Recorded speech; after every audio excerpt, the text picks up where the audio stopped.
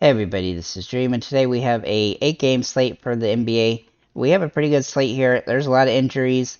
I'm going to go ahead and get into those injuries. For the Celtics, Marcus Smart is out. For the Pistons, Stewart is questionable. Bagley and Cunningham are both out. For the Cavs, LeVert is questionable. For the Wizards, Kuzma is out, and Beal is questionable. For the Clippers, Wall is out. For the Nets, Irving has been traded. Simmons is questionable. Durant and Curry are both out. For the Spurs, Keldon Johnson and Trey Jones are questionable. Vassell and Sochan are out. For the Bulls, Javonte Green is out, and Caruso is questionable. For the Kings, Fox is doubtful. We'll have to wait and see on him. For the Rockets, Porter Jr. is out. For the Mavs, Doncic is out, and Wood is questionable. And obviously Dinwiddie and Dorian Finney-Smith were traded. For the Jazz, Vanderbilt is questionable. For the Thunder, Dort is out. Pokusevski is out. And JRE is out. For the Warriors, Curry is out. For the Bucks, Portis is out. And for the Trailblazers, Nurkic and Winslow are both out. And Eubanks is probable. So with that said, let's get into the players I do like today. So I really just have two core plays right now, but there will be a lot more that open up as the day goes on when we get injury information. Those being Jordan Poole and Jaden Hardy. Jaden Hardy should draw the start today, and when he has played over 20 or so minutes, he's played pretty well. And I expect him to have a lot of opportunity in this game, at least until Kyrie gets in and Doncic comes back. So we'll have to wait and see if he ends up starting. But if he does, then he'll be a definite option on the slate. For Jordan Poole, he looks like he's in an interesting spot here. He should enter the starting lineup again, and he's been really good with Curry out this season. And with that situation, his price has also come down, which makes him a viable option. Then we're going to look at Edmund Sumner for Brooklyn. Now this is a tough matchup, but his price has already popped up a little bit. But if he does start, he will have a good opportunity here, considering the fact that he'll have a lot of minutes as a result of that situation. So we'll have to wait and see. But he played really well against Washington in 40 minutes, and I expect him to have another opportunity. He is fairly scoring dependent though, so his price does not make it ideal. Then we're going to look at Drew Eubanks. Now the problem with him is that he's had 3 games recently where Nurkic was out, and he really didn't hit his ceiling in those games, but he does have a good ceiling, so don't let that change your mind. And he hasn't really hurt you by utilizing him, so he is viable on the slate, but he's not a must play, but he is viable with the situation. Then we're going to look at Kelly Olynyk for the Utah Jazz. Now this is a little bit more dependent on if Vanderbilt sits, but he does have some nice upside, though he does tend to be streaky with minutes and his scoring ability, but he doesn't typically have terrible games, so where he hurts you real bad.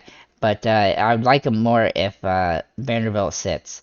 Then Drew Holiday, I really almost put him as a must-play today, but very close. He is worth taking a look at. His price has come down some because he had 2 tough games against Miami and the Clippers, but he should have a bounce-back game here against Portland, who's not going to play nearly as much defense as those other 2 teams are, and his price has come down, so he has some nice upside. I really like him in this matchup, and I think he's going to score over 40 fantasy points. Then we're going to look at Jalen Duren. Now, he does have a tough matchup here against Boston, so I don't love him because he tends to not do great against big teams, but really good teams, but especially with interior defense, which the Boston does. But if Stewart misses, he will be somebody I have to consider because of that situation, and he'll have more minutes and usage as a result. Klay Thompson and Draymond Green, I'm both going to talk about both these guys. Both of them get a little bit of a boost with Curry out, and Draymond Green definitely gets a boost from an assist perspective. But both of them are a little bit underpriced for what they've been doing, and they have some nice upside here, but just keep in mind that they tend to be streaky. But with Curry out, both of them have some nice upside. So with that said, that's what I have for DraftKings. Let's go over to FanDuel and take a look. We have a pretty interesting slate here as well. There's a little bit more value available on FanDuel today than normal, which is nice. And guys aren't quite as priced up as much as they are on DraftKings, surprisingly. So we're going to start off with Jaden Hardy for Dallas. Now, he's played really good when Doncic has missed, when he's had some opportunity, but he hasn't really had a ton of opportunity this season. But he's going to have a nice upside in this one. Assuming he starts, he'll be a must-play on the slate. Tim Hardaway Jr., also a little bit cheaper here on FanDuel than he is on DraftKings. And that gives him some opportunity here on FanDuel because he'll invariably draw the start and be a good option on the slate. Josh Green also looks interesting here on FanDuel. A little bit cheaper here too, though he isn't a must play because his price has come up some, but he should actually get more usage as a result of the situation there.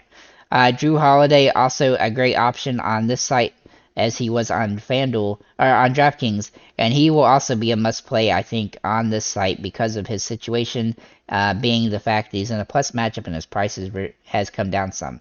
Domantas Sabonis now hasn't played. He didn't play great in the last game, but he should be able to play better here against Houston, where he has some nice upside. And if Fox remains out, he'll have more upside as well. Not only that, but his price has come down some, so that's a benefit.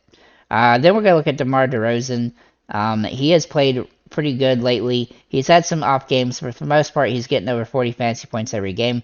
I do like him a lot in this situation against the Spurs, who don't really have anybody that can stop him, and he's got a nice matchup. In fact, I also like other players on the Bulls today for FanDuel, with Vucevic being a good option here. He's played really well lately. He's not had really but one bad game in quite a while, since at least the middle of January, so I think he's a great option on the slate. Then we're going to look at Zach LaVine for the Chicago Bulls as well. He's also playing really well lately. He's had a couple off games, but for the most part, he's playing well. His price is a little bit reduced, and so he makes a great option on the slate. And then last but not least, Giannis.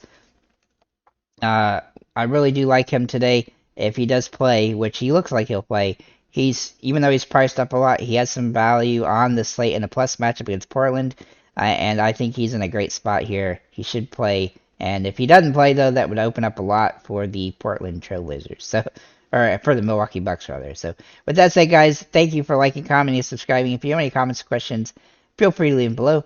And have a nice day, guys.